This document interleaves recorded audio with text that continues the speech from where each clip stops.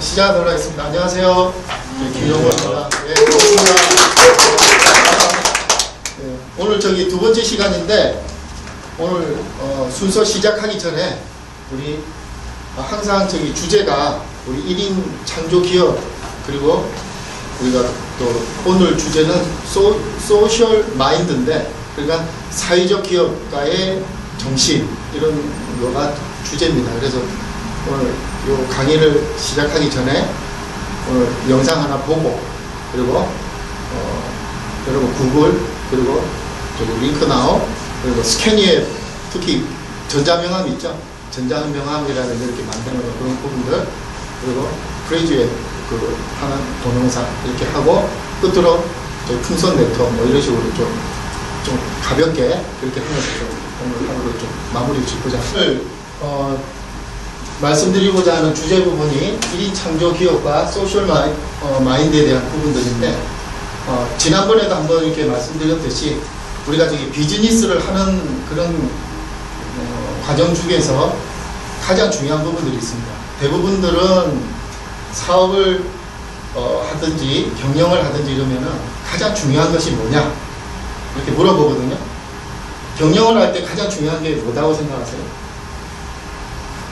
이두영 대표님 한번 얘기해 보시겠어요? 뭘 것 같아요? 편안하게 괜찮아요. 요즘 민감한 때라서 그런지 괜히 질문을 괜히 드렸나 보니까. 지금 아주 심층 면접이 경영을 하는 데 있어서 가장 중요한 게 뭐다고 생각하지? 그냥 편한 대로 얘기를 하셔도 괜찮아요. 사람 관리. 어떻게 뭘 것 같습니까? 일단 경영에 중요한 것은 마이너스가 안 되는 게 마이너스 안 되는 중요하고, 그 다음에는 이제 사람들을 데리고 네. 비전을 심어서 같이, 그러니까 네. 사회에 도움이 되는 일을 하고 있다는 그런 비전을 주게 되는데, 아무래도 그래야 같이 열심히 할 수 있겠잖아요. 네. 저는 회사를 저도 3년 정도 법인체를 운영하면서 정말 고민했던 부분들이 생각을 안 하다가 회사를 운영할 때 항상 경영에 대해서 고민이 돼서 책을 한번 보게 됐는데, 근데 하나같이 전문가들이 얘기를 하더라고요. 뭐냐면은 경영의 가장 큰 목적은 수익 내는 것이 아니다. 또 개중에 어떤 분들은 그래요. 주주의 이익을 극대화하는 게 경영자의 가장 큰 목적이다 이렇게 얘기를 하는데, 또 한편에 대부분 많은 사람들은 뭐냐면은 우리 회사를 찾는 고객의 욕구에 맞출 수 있도록 우리 회사의 시스템을 정비하는 것, 그것이 가장 중요하다고 얘기를 하더라고요. 그 말은 무슨 얘기냐면은 사람이라는 거죠. 그러니까 내가 만나게 되는 사람 한 사람이 고객도 한 사람의 사람인데, 그 사람과의 관계에 있어서 필요한 뭔가를 제공해 줄 수 있도록 우리 회사의 모든 걸 정비해서 이렇게 주는 게 그게 이익보다 더 중요하다는 그런 얘기더라고요. 오늘 이야기 드리고자 하는 부분들이 대부분 회사에서 무조건 비즈니스에서 성공하고 싶고 이익을 창출하고 싶고, 그런데도 잘 안 되잖아요. 어렵잖아요. 근데 가장 근본적인 부분들은 사람과 사람 간에 이렇게 만나는데, 그 사람 간의 관계에 있어서 소통이 일어나지 않으면은 제대로 된 비즈니스가 일어날 수가 없다는 거죠. 그렇다 이러면은 핵심의 가장 중요한 부분들은 사람을 바라볼 때 목적으로서 사람을 바라보느냐, 수단으로서 사람을 바라보느냐에 따라서 그 사업에 있어서의 그 상대방의 반응이 틀려지게 된다는 거죠. 오늘 그 점을 잠깐 좀 짚고 넘어가고자 합니다. 오늘 여러분과 좀 나누려고 하는 주제는 크게 사람, 감성, 집단지성, 소셜 마인드에 대한 부분들을 잠깐 한번 들여다보고요. 두 번째로는 구글 링크나우 QR코드에 대해서 우리가 한번 살펴보고요. 그리고 세 번째로는 풍선 네트워킹에 대해서입니다. 아까 잠깐 시작할 때 동영상을 우리가 들여다보면서 원숭이 실험을 우리가 살펴봤지 않습니까? 반갑습니다. 네. 원숭이 실험을 통해서 느낄 수 있는 건 뭐냐면은 새끼 원숭이가 이렇게 나오는데 심리학자가 실험을 했는데 하나는 철사 어미 원숭이 모형에다가 젖병을 꽂아두고 한쪽은 젖병이 없는데 포근한 천으로 된 어미 원숭이에게 이렇게 뒀는데 결국 새끼 원숭이가 가는 것은 포근한 모형 원숭이의 품에 이렇게 안겨 있었다는 거예요.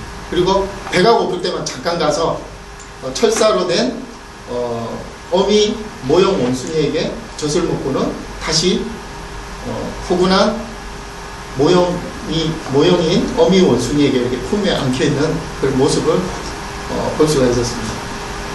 그리고 뒤에 또 보면은 죽은 줄 알았던 어린 아기가 엄마 품에 이렇게 안겨주는 순간, 엄마가 이렇게 따뜻하게 피부를 공감하는 순간 죽은 줄 알았던 아기가 이렇게 다시 되살아나는 놀라운 기적이 일어났거든요. 제가 저기 들어보니까 산모와 아기가 태어나게 되면은 가장 먼저 어머니와 이렇게 떨어지는 것이 아니라 어머니와 이렇게 심장을 이렇게 맞대고 이렇게 있는 것이 굉장히 심리적인 안정 부분이라든지 생리학적으로도 굉장히 좋다고 합니다. 무엇을 얘기하는 거냐면은 우리가 비즈니스 하면서 사람에 대해서 초점을 맞추잖아요. 그죠? 그러면 어떻게 해서든지 그 사람에 대해서 뭔가 마음을 잡고 그 사람을 통해서 우리가 원하는 사업 부분들을 이루려고 하는데 대부분 사업을 하면서 놓치는 부분들은 정말 사람이 원하는 게 뭘까? 본성적으로 원하는 게 뭘까를 잘 이해를 못한다는 거죠. 뭐냐면은 사람들이 원하는 것은 금전적인 혜택이나 우유, 돈, 뭐 이렇게 금전적인 어떤 이득보다는 뭔지 모르게 자기한테 와닿는 포근한 느낌, 따뜻한 것, 그리고 그런 부분들에 대해서 사람들이 무의식적으로 그것을 굉장히 선호하고 좋아한다는 거죠. 여기서 우리가 지금 알 수 있는 그런 부분들은 뭐냐면 과연 비즈니스를 할 때 사업 성공의 목적을 처음부터 방향을 잡을 때 내가 무조건 이 비즈니스를 통해서 내가 저 사람을 통해서 얻어내야 되겠다. 예를 들어서 수입 창출을 해야 되겠다. 이득을 내야 되겠다. 이런 마인드에서 사업 계획을 세우게 된다 이러면은 결국 사람들이 원하는 본성은 좀 더 포근한 거. 그죠? 나한테 먹을 걸 줘도 이득이 되는 것을 줘도 거리를 두는 그런 사람의 본성상 그 비즈니스를 오래 가지 못하고 깨어지게 된다는 거죠. 근데 이런 부분들을 우리가 잘 이해를 하지 못한다는 거죠. 그리고 또 한 가지 가장 중요한 부분들은 우리 1인 창조기업은 지난번에 한번 얘기 나눴듯이 협업이 필수 조건이거든요. 혼자서 도저히 살 수가 없는 그런 구조를 지금 우리가 갖고 있는데 협업을 하기 위해서 가장 중요한 부분들은 협업이 굉장히 어렵습니다. 사실은. 근데 그 협업에 있어서 가장 중요한 부분들은 상대를 볼 때 도움을 주고 마음을 열고 도움을 주고 받을 때 내가 받아야 될 이익을 위주로 해서 고집을 부린다든지 그런 부분들로서 서로 간에 접근을 하게 된다 이러면 그 협업은 도저히 이루어질 수가 없다는 거죠. 아까 그 심리학자가 실험을 했던 한낱 짐승인 원숭이, 새끼 원숭이조차도 그런 반응을 보여주지 않습니까? 그래서 이 부분을 우리가 유념해야 되겠다는 의미에서 지금 보여드리고요. 그러면은 제가 감성적인 측면에 있어서 뭐 이게 바쁜데 뭐 이렇게 말랑말랑한 얘기만 하느냐, 비즈니스 측면에 있어서도 이게 굉장히 중요하다는 것을 여러분께 증명해 보이도록 하겠습니다. 네. 여기 보시면은 캐나다의 골드코프라고 하는 광산업 회사입니다. 1990년도에 99년도에 토론토에 위치한 금강회사 골드코프인데 굉장히 난관에 지금 처하게 됐습니다. 뭐냐면은 이 광산회사가 소유하고 있는 대규모의 그 부지에 금을 캐내다가 이제는 금이 나오지 않는 겁니다. 그래서 1999년도에 맥기엔 사장이 취임을 했습니다. 지금 이게 깔고 앉은 게 뭔지는 모르겠습니다. 금괴죠. 예. 이 매견 사장이 이 회사에 취임을 해보니까 회사가 지금 거의 부도 직전이고 이 광산이 도저히 폐광을 해야 되는 그런 위기에 처하게 됩니다. 그때 이 사장님이 굉장히 고민에 빠져 있다가 한 번은 어떤 모임에 갔는데 그 리눅스 있죠? 리눅스 아시죠? 그 리눅스를 오픈 소스 이렇게 공유하면서 이렇게 하는 그 모임에 가서 설명을 듣고 사람들이 이야기를 나누는 이야기를 듣는 순간 이분이 아이디어가 떠오른 거예요.